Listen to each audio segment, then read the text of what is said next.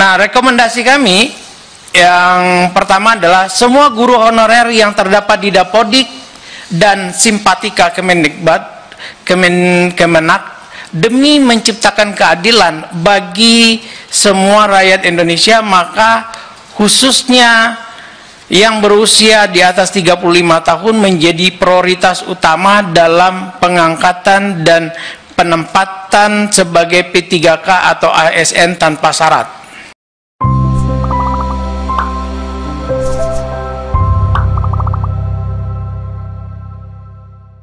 Bahwa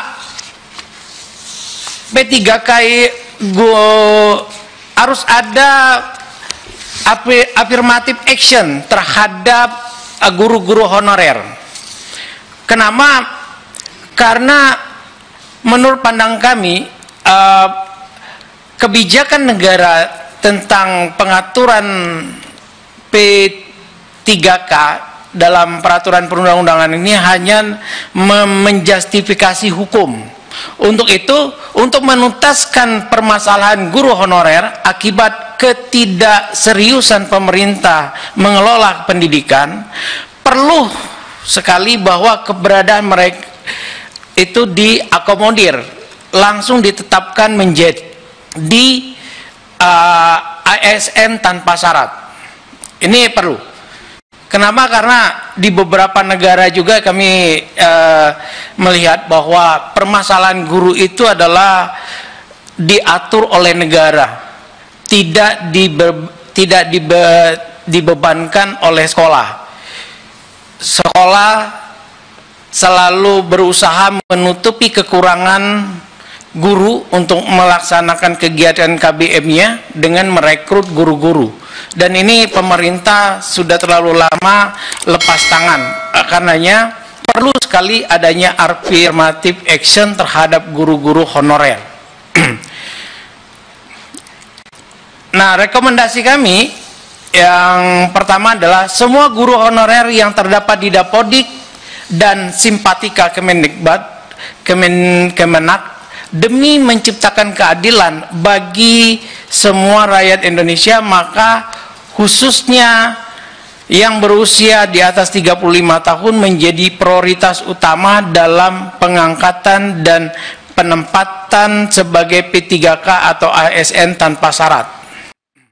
Kemudian, sebagaimana amanah Undang-Undang Dasar 45, maka setiap warga negara dapat turut aktif dalam sistem pemerintahan negara dan punya kesempatan sama untuk mengembangkan diri mencapai tingkat kesejahteraan yang mengangkat derajat sosial ekonomi guru, untuk kesempatan untuk menjadi pegawai negeri sipil dengan tidak boleh ditutup untuk semua guru honorer, dan guru honorer sebagai prioritas utama tanpa syarat.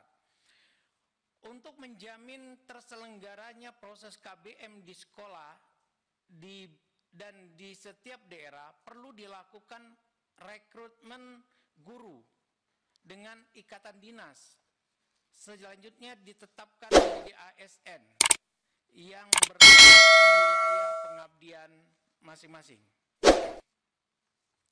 Kemudian anggaran pendidikan yang berjumlah 508 triliun dapat dimanfaatkan secara efektif dan efisien dengan sasaran dan afirmatif yang dialokasikan untuk pengangkatan guru honorer sebagai PNS, karena pengangkatan guru honorer sebagai guru negara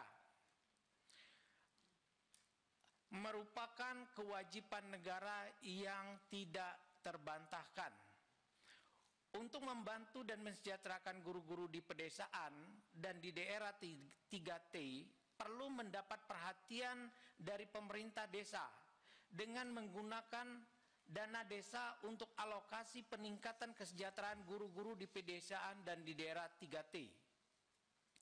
Kemudian, guru-guru yang memiliki NUPTK dan sertifikat pendidik yang diangkat oleh SK pemerintah, kepala dan seterusnya, untuk didahulukan diangkat menjadi guru PNS di tempat sekarang mereka mengajar, karena keberadaan guru-guru di sekolah tersebut sesuai dengan Undang-Undang Ketenagakerjaan, Undang-Undang Nomor 13 Tahun 2003 dan Undang-Undang Sisdisna. Guru-guru honorer yang memiliki masa kerja lebih dari 2 tahun untuk segera diterbitkan segera NUPTK-nya dan dipertimbangkan diangkat menjadi guru PNS di tempat sekarang mereka mengajar dan diikutkan proses sertifikasi pendidik. Kemudian memberikan penghargaan dengan merupakan peningkatan kesejahteraan guru dan keluarga sebagaimana ketentuan yang termaktub dalam Undang-Undang Guru dan Dosen secara adil dan sama tanpa membedakan status pengangkatan guru. Rekomendasi terakhir kami adalah untuk mengurangi kesenjangan penghasilan dan pemerataan guru secara nasional, memohon eksekutif dan legislatif segera untuk menggagas penerbitan standarisasi penghasilan guru secara nasional.